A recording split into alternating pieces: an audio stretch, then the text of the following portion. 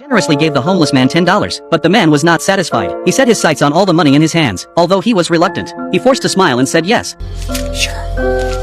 It's all yours. It was the first time he had met such a kind person. The homeless man was stunned. Before the man could change his mind, he ran away. Why was the man so generous? It was all because a few days ago, he attended a brainwashing conference called Yes.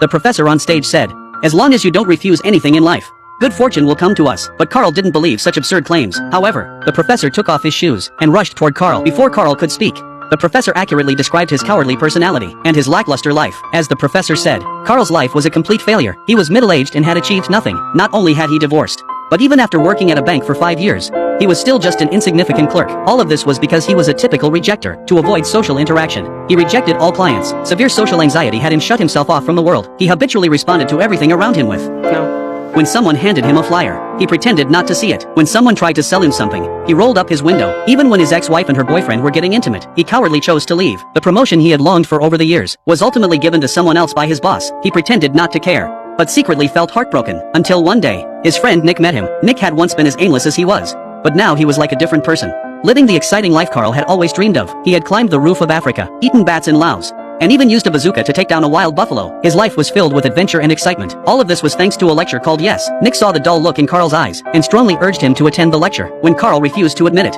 Nick took out a pebble and without hesitation, threw it at the bank. Thus, the stone shattered the path Carl had worked on for 5 years and broke through the hard shell around his heart. But Nick's reckless act didn't change Carl until his friend angrily told him he was destined to die alone. That night, Carl had a terrifying dream where he died at home while his friend remained indifferent. Carl woke up in a cold sweat, fearing he might die alone one day, so he decided to give it a try and attended the lecture with his friend. But it turned out to be a cult-like brainwashing speech. The master on stage only repeated one word throughout.